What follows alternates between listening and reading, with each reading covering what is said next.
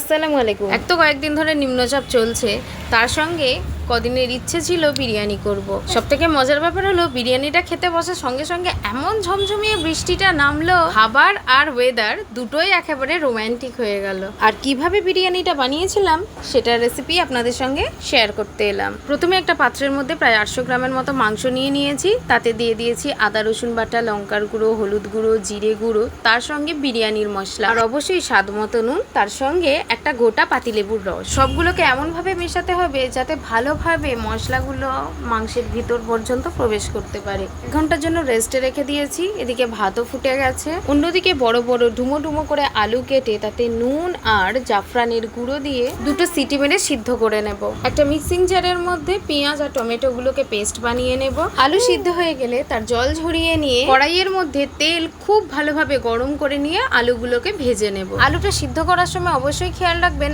আলুগুলো যেন খুব বেশি সিদ্ধ না হয়ে যায়, তাহলে তেলে খুব সুন্দরভাবে ভাজা যাবে আর বাকি যেটুকু শক্ত থাকবে সেটা দমে দিলেই এমনিই সিদ্ধ হয়ে যাবে। আলুগুলো ভেজে তুলে নিয়ে ওই তেলের মধ্যেই মাংসগুলোকে ভেজে নেব। আলুগুলো আগে ভাজার কারণ হলো মাংসের মধ্যে তো মশলা থাকে, তাই মাংসটা যদি আগে ভাজা হয় তাহলে তেলটা কালো হয়ে যায়। আলুগুলো পরে ভাজলে আলুগুলোও কালো হয়ে যায়, তাই আলুগুলোকে আগে ভাজা। মাংসের গ্রেভির পেস্ট বানানোর জন্য আদা রসুন বাটা, লঙ্কার গুঁড়ো, হলুদ গুঁড়ো, জিরে গুঁড়ো, তার সঙ্গে 1 চামচ বিরিয়ানির মশলা একটু পানি দিয়ে ভালো করে মিশিয়ে একটা পেস্ট বানিয়ে নিয়েছি। মাংসগুলো 2 পিঠ বেশ লাল লাল করে ভাজতে হবে, তবেই এটা খেতে সুস্বাদু হবে। আজকে যে প্রসেসটা আপনাদের দেখাচ্ছি খুবই সিম্পল এবং খুবই ইজি। বাড়িতে একবার এইভাবে ট্রাই করে দেখতেই পারেন। মাংসগুলো ভেজে তুলে নিয়ে ওই তেলের মধ্যে পেঁয়াজ বেরেস্তা করে নেব। এখানে আপনাদের সঙ্গে আমি একটা ছোট্ট ট্রিক শেয়ার করি। পেঁয়াজ বেরেস্তা করার সময় বেরেস্তার রংটা সুন্দর আসার জন্য একটু চিনি দিয়ে দেবেন। চিনি দেওয়ার ভিডিওটা আমি স্কিপ করে গেছি। পেঁয়াজ বেরেস্তা কমপ্লিট হয়ে গেছে।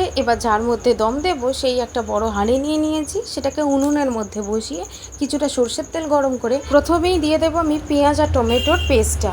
ওইটাকে বেশ খানিকক্ষণ ভালো করে নেড়ে নেবো যতক্ষণ না কাঁচা গন্ধ চলে যায়। তারপর আদা রসুনের যে পেস্টটা বানিয়েছিলাম আমি মশলা দিয়ে, সেইগুলোকেও এর মধ্যে দিয়ে দেব। সবগুলোকে আমি ততক্ষণই ভালোভাবে নাড়াচাড়া করব যতক্ষণ না এর মধ্যে থেকে কাঁচা গন্ধ চলে গিয়ে বিরিয়ানির একটা সুন্দর স্মেল বের হয়। যখন বিরিয়ানির একটা সুন্দর স্মেল বের হবে তখন বেশ কিছুটা পানি দিয়ে এটাকে ভালোভাবে ফুটতে দেব।